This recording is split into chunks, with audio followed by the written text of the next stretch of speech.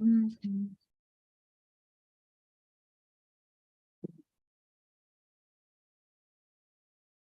Good morning, Primena. Can we check the voice sound? Good morning. Yes, yes. Is it fine or is there any echo? For me, it is fine. For you? Yes, Yes, yes. it looks fine. And can you also see me? Because I'm a bit confused. Yes. Oh, okay. Dora, yeah, we see. Okay. Hello. Hi, Krivana. Let's see. And yeah, so it should work. But I have to tell you already that I joined from my iPhone, so I would be grateful if you could share my my PPT when I'm speaking, because I'm not sure I can do this when I'm on the phone. Yes, we shall do it. Perfect. Thanks. Okay.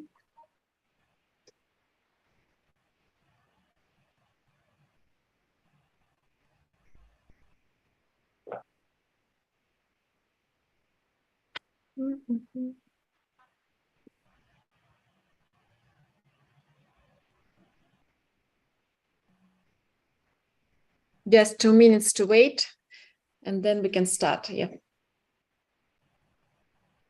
Oh, Catherine, good morning. Morning. Good morning. Hi, good morning. Good morning.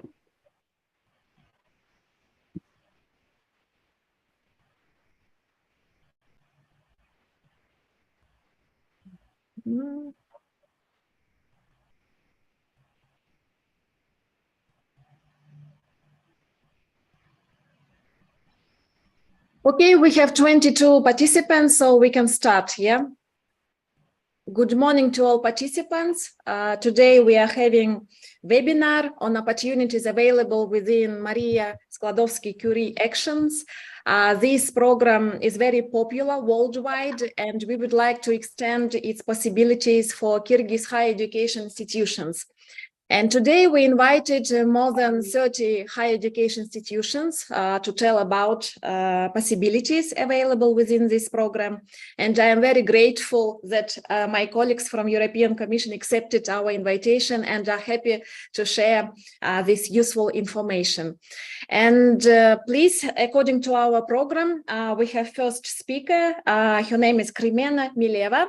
And the second speaker would be Katrian Romans Motoglu, yeah, if I'm right. Sorry if I pronounce it incorrectly. So you are welcome, Krimena, to start your first presentation.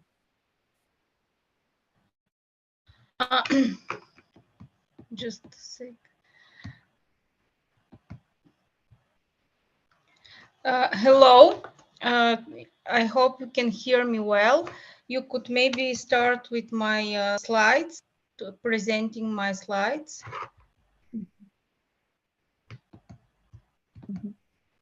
Can you? Okay, so my name is, just a second. Okay, I see you are already on. My name is Krimena Mileva.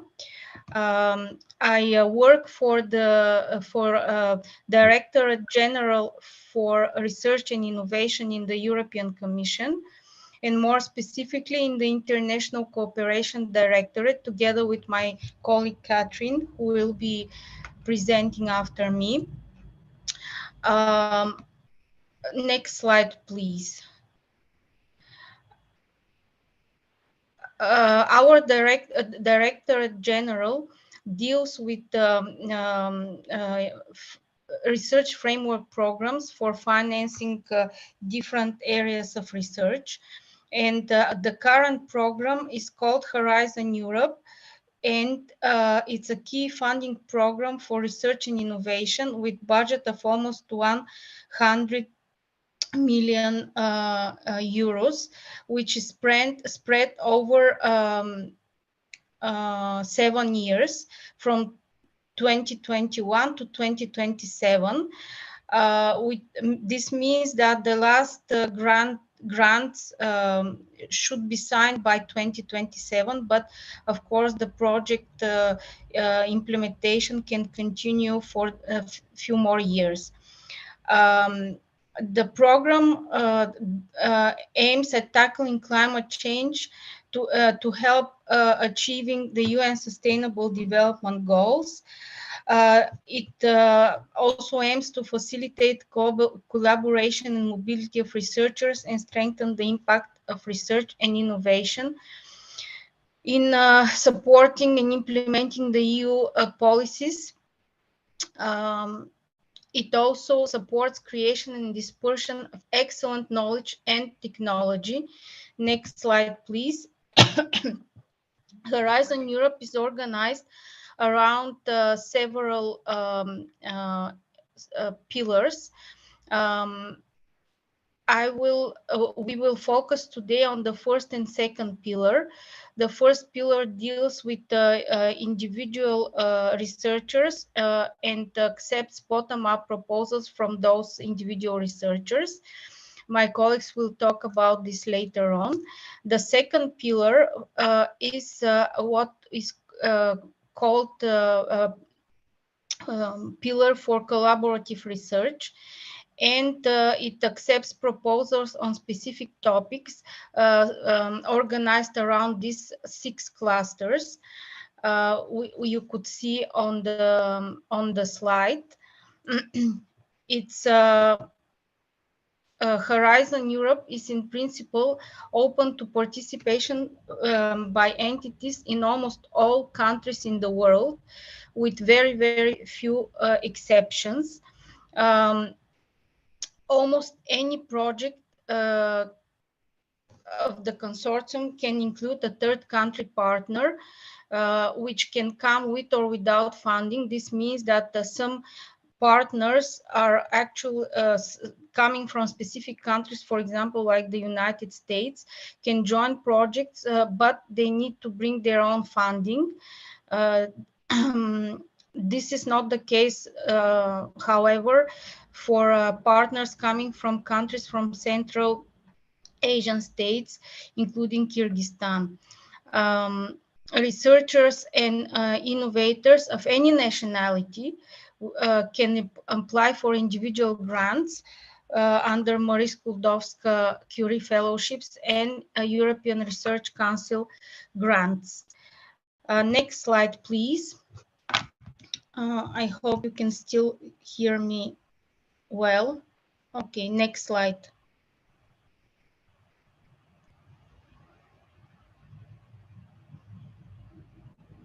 Okay, can you, oh, yeah. Now, association to the program is the closest form of cooperation between the European research institutes and the outside world. There are currently 16 countries associated to Horizon Europe and 2 in the process of association. Now, however, association of a country to Horizon Europe is not a prerequisite for participation in the program, because ever since the framework programs exist in the EU, the participation by international partners are strongly are possible and encouraged. Next slide, please. So cooperation with non-associated third countries are typically carried out by participation of through third countries entities in Horizon Europe projects, or coordination or twinning of Horizon Europe projects with projects funded by third countries. Next slide, please. Next. Okay. Now, as I already mentioned, sorry, I didn't mention it, but our Horizon Europe program, framework program is divided into work programs, usually over 2 years. And our current work program runs since this year and covers also next year. In this work program, you will receive links and everything after our presentations today, so don't worry. So in the work program, in the current work program, 22% of topics encourage international cooperation. But of course, you should not be let's say intimidated by this type of either underlining specific international cooperation or just flagging it, because what the idea of this the idea of flagging is that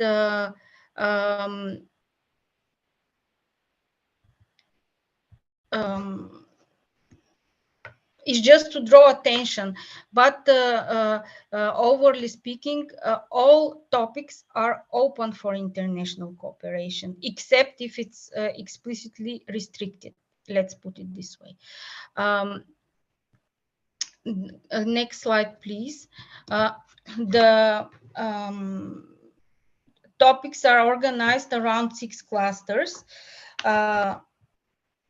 health, culture, creativity, and inclusive society. This is the second cluster. Next slide, please.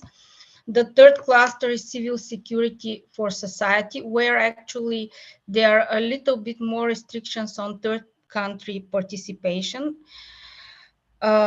in this cluster. The fourth cluster is organized around digital industry and space. Next slide, please. And the last 2 clusters are climate, energy, and mobility, and food, bioeconomy, natural resources, agriculture, and environment. Next slide, please. To participate in collaborative research proposals, you need to contact the European partners to indicate interest in collaborating. For individual grants and fellowships, it's you need to reach out to potential European host institutions. We, in the European Commission, are also working in helping entities, research entities, to facilitate their participation in the program. We have specifically designated science counselors in certain countries, which help spreading the word. Also, we have a project called Euro-Access, where there are specific hubs also in different countries spread over all the continents to facilitate spreading the word of our program. And finally, there are national contact points who can actually help you with practical application process. And in Kyrgyzstan, there is one only for the moment. I will share the link later on. If you want to know the name of this person, is called Yıldız Balkashova in the Ministry of Education and Science of Kyrgyz Republic. Next slide, please.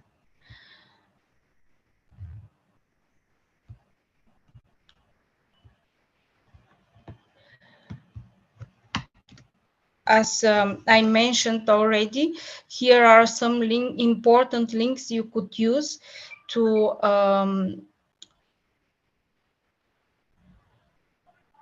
yes, you could use to start your search how to participate in our program, but we are always there to help, as well as I mentioned already, your national contact points.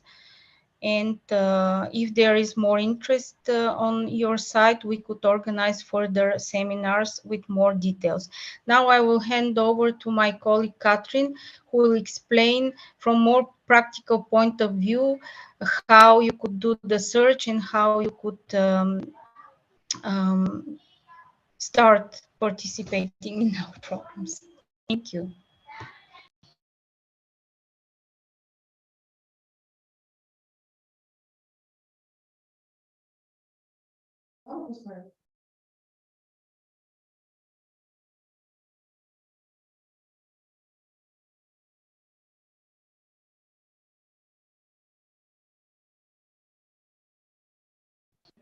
Yes, sorry, I wanted to share my screen first. Can you see it? Yes, yes, we see it. Perfect. So I will try to give you some practical information on how you can start if you feel inspired to apply for a project where you can find all the information that you need. Actually,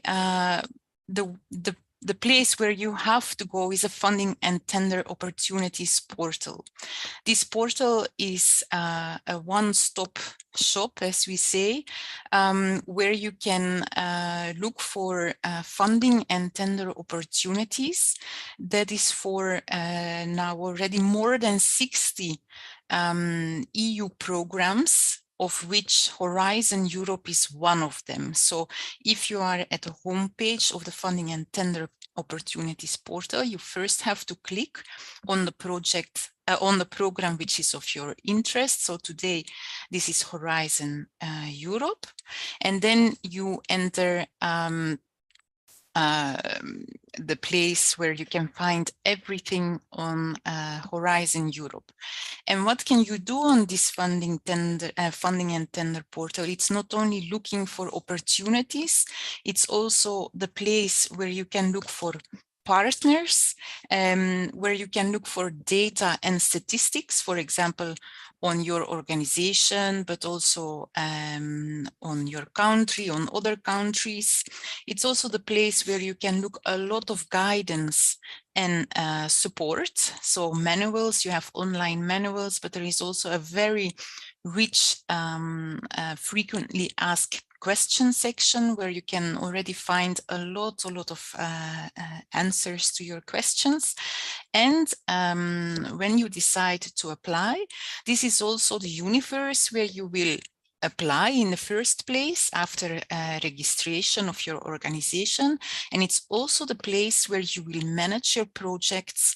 This is really the place where the applicant and the participants have the contact with the European Commission services. So, but I don't have a lot of time to go in too much detail for this portal. I will just show you some features. So the first is on the top here, left. It's a search, funding and tenders opportunity. So that is where you can look for calls which might be of your interest. Let's say, for example, we only want to look for open submissions. And then here on the left side, you have all kinds of filters to make your search more tailored to what you're looking for. So you have the different program parts of Horizon Europe.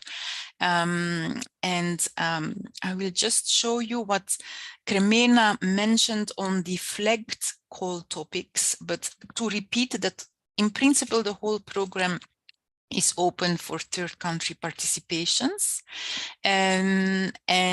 But to find these calls which are flagged specifically for international cooperation, so where we want to give this extra push for participation for non-EU and associated countries, it's when you go to quick search on specific priorities, you scroll here and you have somewhere here international cooperation.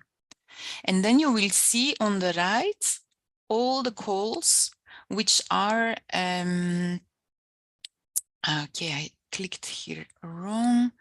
I only want the open ones and the forthcoming ones.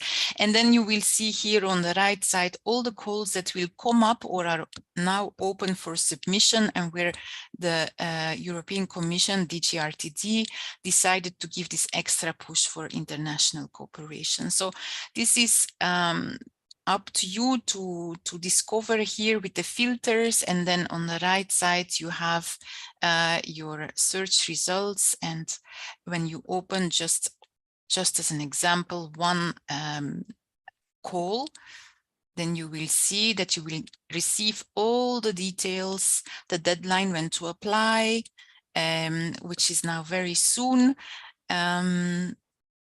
And here you have the topic description, what is expected with this, with the projects that apply, general conditions, etc. So these are the details. So this first block, search funding and tenders, it's really to look for opportunities where you want to apply with a specific project. Then you have also how to participate, something that is often asked by applicants is, where can I find partners to join my consortium? I have an idea, but I'm looking for partners in other countries, in my own country. Then you have here an option for partner search. Again, you have filters to fill in, and then you will receive potential partners that have been working in a specific field and that you might contact to join your project. Also, how to participate. Here you have an overview of the key steps, and each time again an explanation on how to do it, but that comes back in a much more detailed way in the support section afterwards. Something very interesting in this, personally I find it interesting, it's a project and results section. It's where you can look for statistics for project results that can be further exploited, where the project holders are looking for partners for the next steps to bring their project results further, for example, to the market, but it can also be other type of next steps, of course. Follow-up research, etc. But here, the Horizon dashboard, I would really invite you to go and discover it, because it's a very nice tool to look for Horizon Europe statistics and figures. So I will quickly show you. And I will go to country profiles as an example, but you also have project statistics, proposal statistics. It takes a while. Here it comes. So let's look for key figures.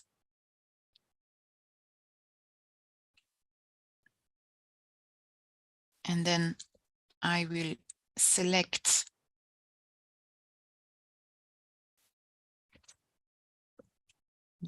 here the country.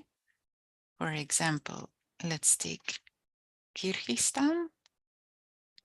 I select it, and then you have automatically all the data for Kyrgyzstan in numbers, but as well in graphics. So here the program we will take, for example, this now the figures represent all programs up to FP1. But let's just take Horizon Europe as an example.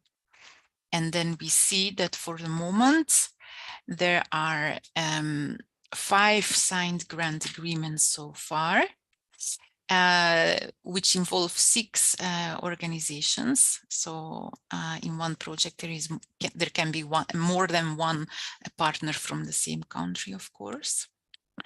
And the success rate, so 25%, just to mention that this is higher than the overall average for the whole program. You can also see who are the top organizations, but okay, we are talking about 5 signed grants, but here you can see, and each time you can enlarge the graphs, or you can export, download, export. I will make it bigger so this is clear as well, but now I cannot. Yeah, now it's difficult to go back because I have the screen. I hope this is fine. Let's go.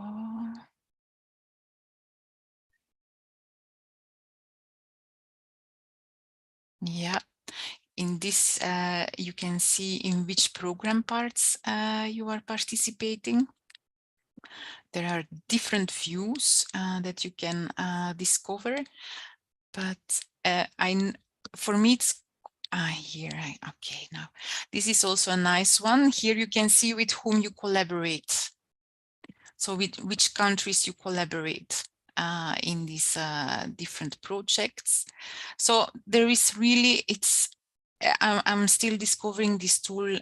Each time I get a request for statistics, I discover new things. It's really nice to look into.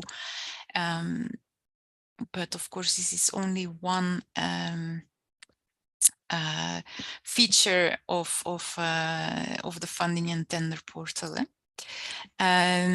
So let's go back to the portal. Projects and results. What can I show here? The Horizon Result Platform. This is also nice because here you can really look for concrete project outcomes. And this is really fed by the beneficiaries themselves. So it's the beneficiary that puts his result on this platform and that asks for help from other partners to further work on these research projects or innovation results. Yes, research or innovation outcomes. And then I'll quickly go to the support section. Here you can find all kinds of manuals. I will try to make this small. Okay, this is better. Yes, for online manuals, but as I said, also frequently asked questions and so on.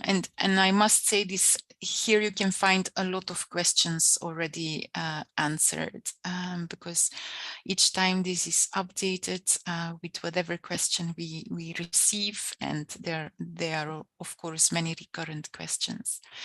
Guidance and manuals. So here it's online manual. It's very handy as well because you see here applying for funding, it's step by step that you receive clear instructions on how to go forward. Of course, what you first have to do is when you decide to apply for a project for funding, that you register your organization, and then you get a unique number for your organization, which you then each time have to use, and through which then you can submit a proposal, and later on also, if in case of success, where you can manage your projects after it has been assigned. So these are the different steps, and each time you get your online manual available. This was very quick, I know. I also sent some slides with screenshots. That was in case that this wouldn't work, but it can be distributed as well, because it also has all the links that will bring you to this portal, and that maybe can help you when you try to discover it further on. I will try to go back to the presentation now. I don't manage. How can I stop sharing? Stop share. Yeah. So, and I'm back here. I hope this was a bit clear. But of course, online you can find much more information as well. And there are also video sessions of webinars that you can consult on the website. Thank you very much. Thank you very much, Krimena and Catherine, for the extensive presentation. And especially, I think it was useful to see how to find relevant information on the website about Horizon opportunities. We've got 2 questions. Is it okay for you if you can reply now? The first question from Kubanычbek Abdikerimov. Do you see on your panel, or should I pronounce it? About the associated countries. Yes. There are 16 and I already, it's in my slides, but usually they are the neighboring countries and some others like New Zealand, for example.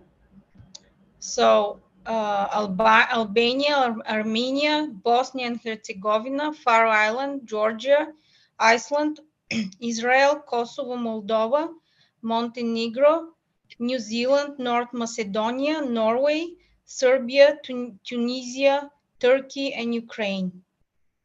They are currently the associated countries. There are a few more which are in the process of negotiations. But as I already mentioned, being associated country is not a prerequisite participating in our programs. Thank you very much. Which one is the other? I didn't see the other. Maybe just one addition. It's not a prerequisite, but of course, it makes a difference for funding. If it's about a country which is not automatically funded otherwise, because it's a lower middle income country, when it's not associated, it doesn't receive automatic funding. With association, it would receive funding. But this is an important difference as well. Mm-hmm. Thank you. It was a question from Turnisa. The second question, my name is Kubanычbek. I was a student at Zurich University. I received scholarship from the foundation. This project has receiving funding from the European Union Horizon 2020 Research and Innovation Program. Can I apply for a travel grant to continue my research? I think this will be replied to by the next speakers. Yeah. We shall address it to Dora. Yeah. And the second question, if we don't have an idea about any project, but I would like to assist or take part in any other collaborative research, is it possible? Would it be possible? Again, I think it will be more for me. So maybe we should wait with the rest of the questions, and I guess some of them will be replied during my presentation, but this is only an advice. Yeah. Thank you very much, Dora. Okay, thank you very much, Krimena and Catherine. We shall stay in touch. Yeah. Thank you for your time and attention to our country. Good luck. Thank you. You're welcome. Bye. Yeah. Dora, the floor is yours. Many questions to you, I guess. There will be. You're welcome. Yes, I will try to reply, and if not, then we can always organize some dedicated sessions, because What I wanted to start with is to tell you that this is really a general overview, a first overview of the program. You will see that, or you will hear that I will be speaking specifically about 3 actions under the Skłodowska-Curie actions. But if there is real interest, we usually suggest that we organize dedicated sessions for each actions. So it can be that I cannot reply to all your questions. This is really just a first general introduction. And I don't know if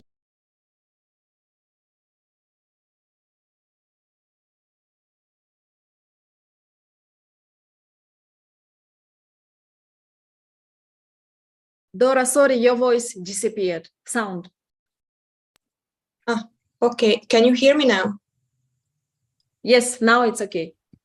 Yeah, okay, let's hope it will stay. So until my presentation is shared, I just thought to mention that I'm a big fan of your country, so I was very happy to receive this invitation. And where, if not here, to mention that during my Erasmus, what I did 10 years ago, I met a Kyrgyz girl who is still one of my best friends. I've been to Bishkek and the Isikul Lake, not even once, but several times. So I'm personally dedicated to keep good relations with you and to help you to understand our program a bit more. Okay, so I don't know if I have mentioned my name already. I'm Dora Cifra from the European Commission's Directorate General that is dealing with culture and education. And I'm in the unit that is specifically dealing with the Marie Skłodowska-Curie action, the program. The program itself usually referred by its acronym MSCA. So from now on, when you hear MSCA, I'm referring to the program. Okay, so to start with, let me start by mentioning that when it comes to research and innovation, our main goal in MSCA is to address the current and most probably the future global challenges. We can think of the climate change, for example, or sanitary crises, security issues, or, for example, the energy crisis, which is a very timely question at the moment, not only in Europe. The next slide, please. You have already seen this table in the previous presentations, but to better understand the structure, let's take a quick look again. As you can see, there is a pillar system, and MSCA is under Pillar 1 of Horizon Europe. And our main goal is to promote excellent science. It has been mentioned, I think, as well in the previous presentation, that the total budget for 7 years, it's 95.5 billion euros, out of which the MSCA's budget is 6.6 billion euros for 7 years. Next, please. So if we summarize the main goals of MSCA, these are to equip researchers with new knowledge, skills through mobility and training. So the 2 keywords you should remember is mobility and training, and we will go more into details now. The main features are, first of all, to support researchers' training and to support excellent research in all domains. As it was mentioned, the action include mobility that could be either international or cross-sectoral or even interdisciplinary. So we have a variety of options. The goal is also to provide attractive working conditions for researchers. And through these activities, we also want to structure the participating organizations through these programs. And finally, we want to develop very strong ties with SMEs, so with small and medium-sized enterprises. Another thing to add that the proposals are allocated in 8 scientific panels. So these are chemistry, social sciences, humanities, economic sciences, information science and engineering, environment and geosciences, life sciences, mathematics, and physics. So basically MSCA really covers all kind of research areas. Next, please.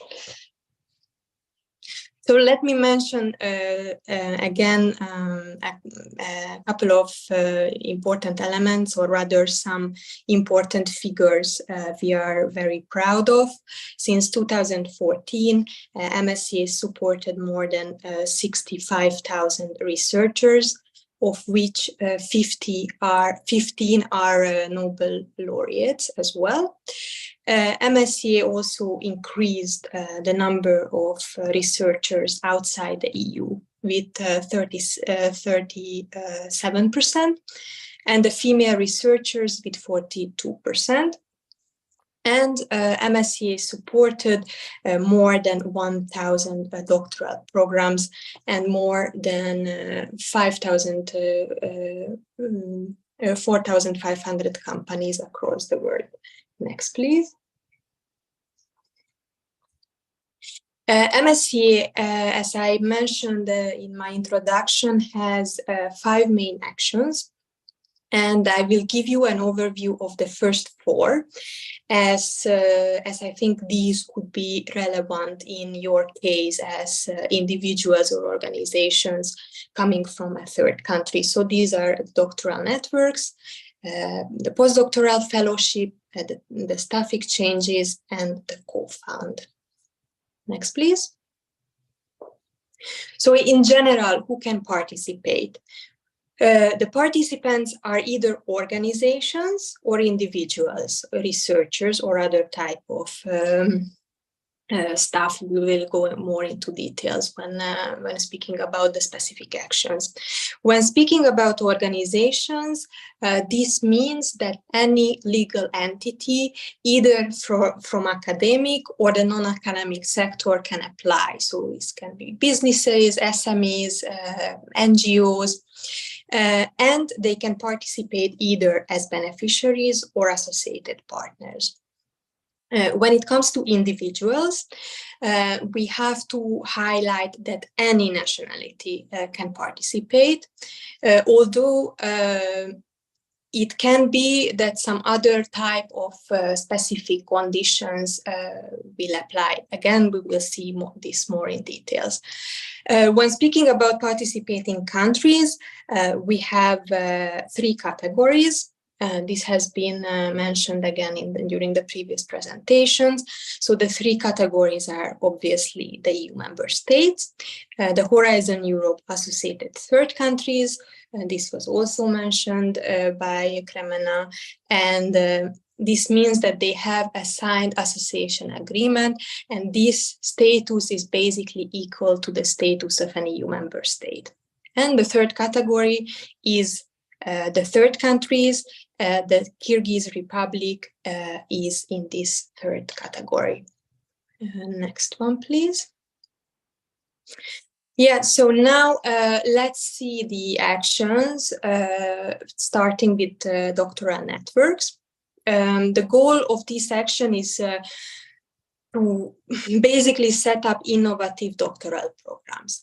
These could be standard doctoral networks. So this involves a consortia of at least 3 entities offering some kind of innovative doctoral training, either in academia, or it can have a part in the business sector, for example. The second type is a bit more specific. This is the industrial doctorates. In this case, doctoral candidates have the chance to step outside academia and develop new skills in industry and business. In this case, they are jointly supervised by the academic and the non-academic organizations. And finally, we have the joint doctorates.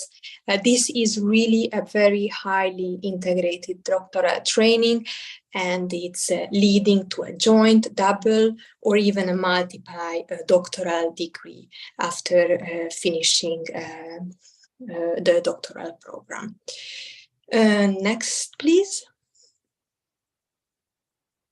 So the duration of the program can be maximum 4 years, 5 in the case of joint doctorates, since this is much more complex program. Who can apply? Consortia of universities, research institutions, businesses, including SMEs, of course, and there must be at least 3 independent legal entities, each established in a different member state or associated country. A minimum of 1 beneficiary from an EU member state is definitely needed in all cases. And on the top of this minimum, any other entity from any other third country can join. The participating researchers must be doctoral candidates. So it means that they are not already in possession of a doctoral degree, but enrolled in a doctoral program in 1 EU member state or associated country. And again, the researchers can be of any nationality. These researcher fellowships can take between 3 and 36 months, or maximum 48 months for joint doctorates. For the EU contributions, let's see the next slide, please. So for researchers, in addition to the living allowance, all doctoral candidates must receive a mobility allowance. And this is to cover their private mobility-related costs. So this can be travel or accommodation, for example. And if they have a family, they can be entitled to a family allowance as well. The institutions receive 2 types of unit cost. The first one is a contribution for research, training, and networking. So this is basically to cover training and networking activities. And it's important that they have to contribute directly to the researcher's career development. So, for example, these can be language courses or seminars or lab materials, research expenses or visa-related fees if the researcher is traveling. The second is the management and indirect contribution. This should cover the beneficiaries' additional cost in connection with the participation. So these could be for project management or coordination or other type of indirect costs. Let's move to the next slide and the next action under MSCA. This is the postdoctoral fellowships. Is for researchers that are already holding a PhD and who wish to gain new skills through training and mobility. Important detail that we have 2 types here. One of them is, the first one is the European postdoctoral fellowships, and they are open to researchers moving within Europe or coming to Europe from another part of the world. These fellowships take place in EU member states or Horizon Europe associated countries, and they can last between 1 and 2 years.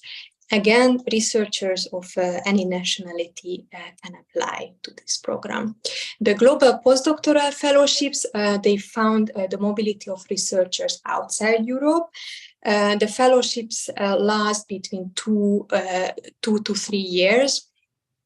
Of which the first 1 to 2 years will be spent in a non-associated third country, followed by a mandatory return phase of 1 year to an organization that is based in an EU member state or Horizon Europe associated countries.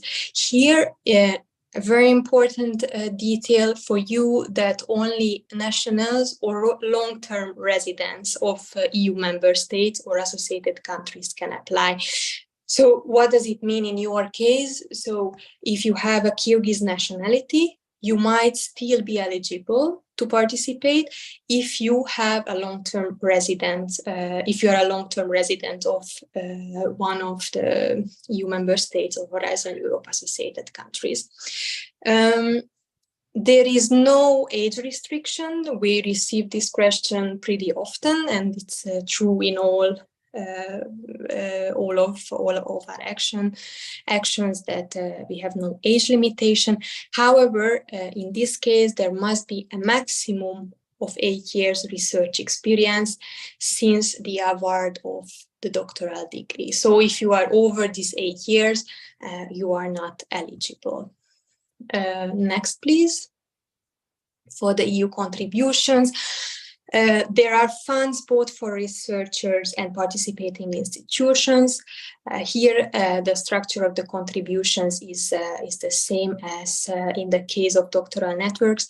However, as you can see, the amounts are slightly different.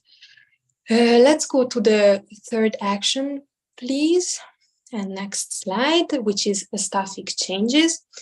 The staff exchanges action founds mostly short-term international and intersectoral exchanges of staff members involved in basically any kind of research activity.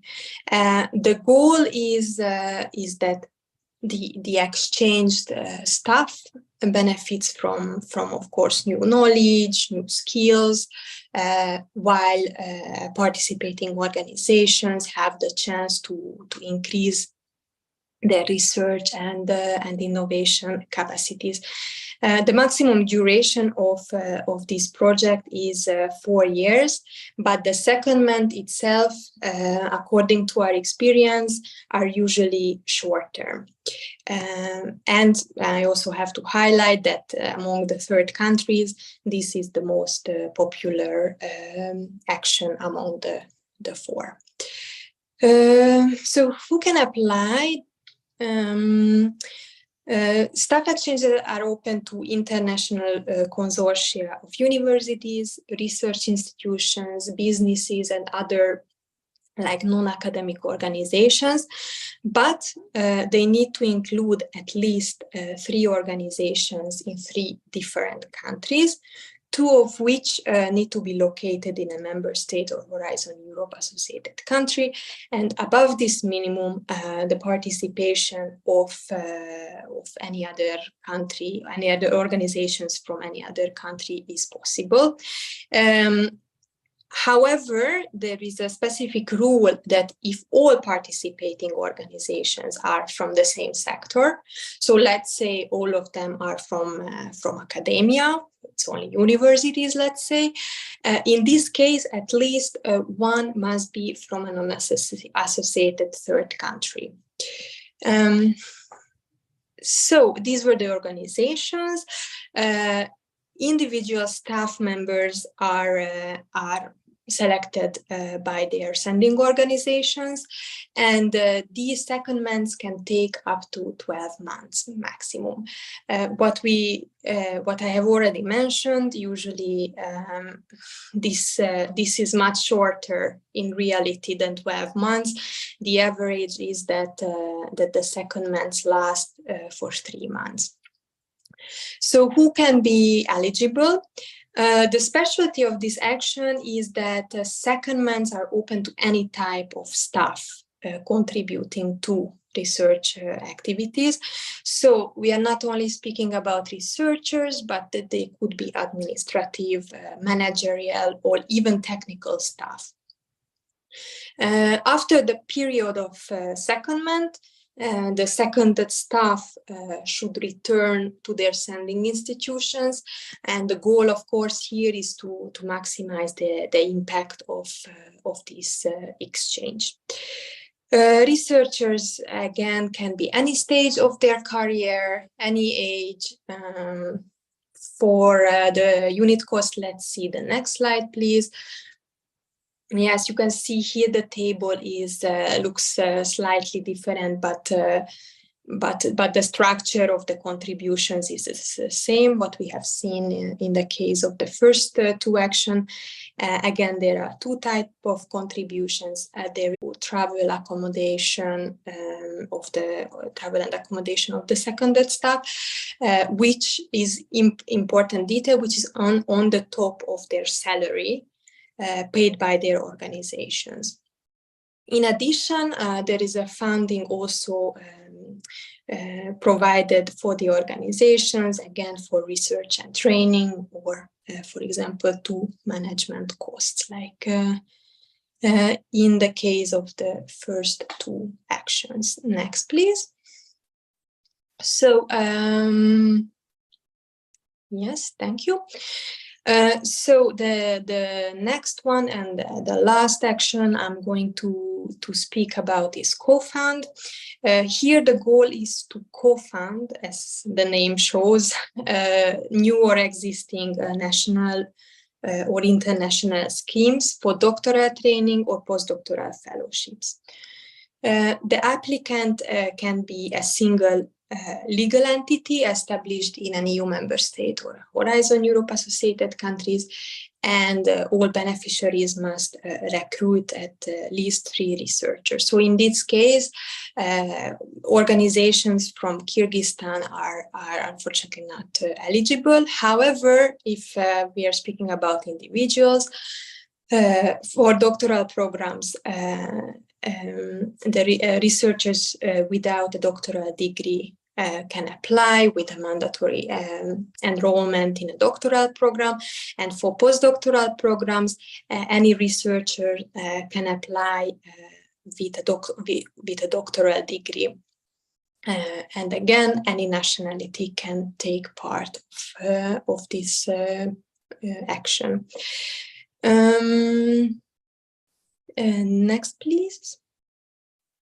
Again, for the unit cost, here you can see the contributions for recruited researchers and institutional contributions. For doctoral researchers, it's 2,800 euros per person per month, while it's around 4,000 euros for postdoctoral researchers. So to wrap it up all, these are the 4 main actions under the Marie Skłodowska-Curie actions. Next slide, please, just to take a look at the call calendar. As you can see, we have 1 call per action every year, and the calls are usually open for a couple of months. If you see the table, we are closing the postdoctoral fellowship call for this year, actually tomorrow. But the rest of the calls are open or will be open soon, so it's not too late for you to consider submitting your applications. Next one, please. This has been mentioned by Katrian before, and probably it's less relevant to you. I don't know what is the consistency of the audience now, but and in any case, if you are an organization, you can apply through the funding, the famous funding and tender opportunities portal. And as it was mentioned, first you have to find a call you are interested in, then you have to sign in to the portal and register your organizations. Then you can find partners to cooperate with. And if you have done all these, then you are basically ready to apply. Next, please. So if you are a researcher, and this could be more interesting for you, probably looking for a host organization, or you are an organization looking for partners, I invite you to visit these websites. There are several vacancies under doctoral networks and co-fund programs that are published in the Euraccess portal.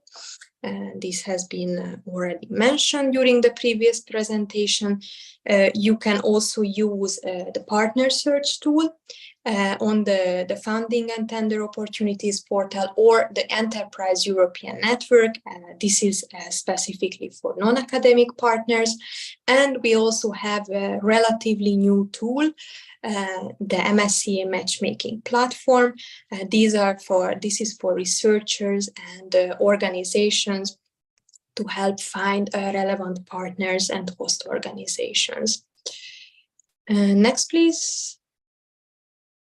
So before applying, it's very useful to go through these documents, as they can guide you through the procedure of the application. As it was mentioned, the national contact point for MSCA can help you as well. And if you have concrete or specific questions, you can always submit it through the research inquiry service. Next, please. So here are a couple of other useful links. You will have them after these meetings. I think we can share this presentation with you, so it's easier. You can just directly click on the links and find all the relevant information. And I think I will stop there. Can you check if I still have something left? Yes, no more slides. So as I said, this was really an introductory session. I will try to reply to your questions, if any, and if there is interest, we will be very happy in the future to organize specific sessions. Many thanks. Dora, thank you very much for presentation. And you remember we have 2 questions, yeah? Can you just repeat them for me, because I don't see the chat? Okay. The first question was from Kubanычbek Abdikerimov. I was a student at Zurich University. I received a scholarship from the foundation. This project has receiving funding from the European Union Horizon 2020 Research and Innovation Program under the Maria Skłodowska-Curie. Can I apply for a travel grant to continue my research? Sorry. Yes, so do I understand well that your organization or university was part of a co-fund project? I'm not sure if I understand well, but in any case, I mean, yes, I mean, obviously there is no limitation that if you have been already part of one project, you cannot be part of another one. So for example, in your case, first you have to check, I mean, obviously you know whether you have a PhD or not, but first you have to check which program to apply. So if you already have a PhD, it's probably a postdoctoral fellowships that could fit in your professional career to continue with. But if you don't have, you can apply as a PhD student. But remember that you have to be part of a program already. So I don't know what are the specific details. If you want to come and specify, or I don't know if I have replied to the questions, but in any case, obviously there is no such a limitation that you have already participated in one action and you cannot be part of another one. Thank you, Dora. And the second question, if we don't have an idea about any project, but I would like to assist or take part in any other collaborative research, would it be possible? Yes, as it was mentioned, you have to dig deeper in the funding and opportunities portal. I think we got a good guide from Katrian. You can always look for partners and including the MSCA matchmaking platform. All these are to help to find partners, and this is an opportunity to join already existing programs. So it's not that you have to invent now something that is that doesn't exist yet. So yes. Thank you, Dora. So we have the same proceeding for Erasmus to register university at FTO platform, yeah, to receive PIC number and then to proceed for the call for proposals, yeah. That helps. Okay. And from Biktur Mansurov, have a good day. Thank you for useful presentation. I just would like to remind to all participants that all presentations will be available on our website. And also we made a recording of this webinar, and also it will be available on our public YouTube channel.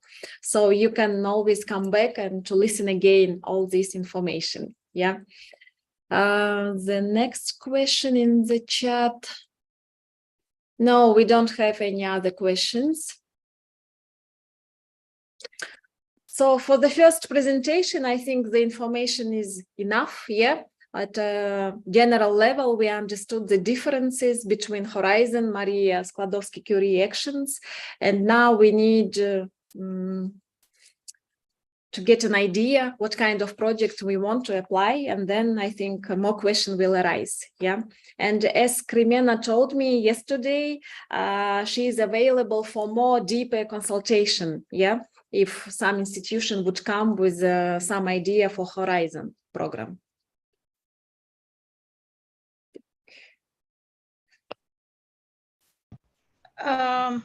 Yes, of course, but I would advise you first to go through your national contact point, because these persons there know the research environment best in your country. And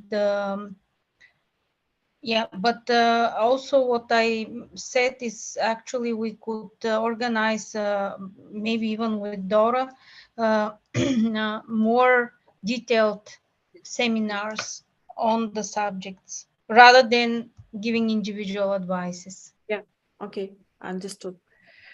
Okay, dear participants, if you don't have questions, then we can conclude our webinar for today. And once again, I would like to thank our speakers, Krimena, Dora, and Katrian. Thank you a lot for your time and attention. Yeah, and I'm really looking forward for new projects with these programs, Horizon and Maria Curie Skłodowska. Yes, thank you for the invitation, and good luck. Okay, thank you. Bye. Thank you very much. Bye-bye. Так.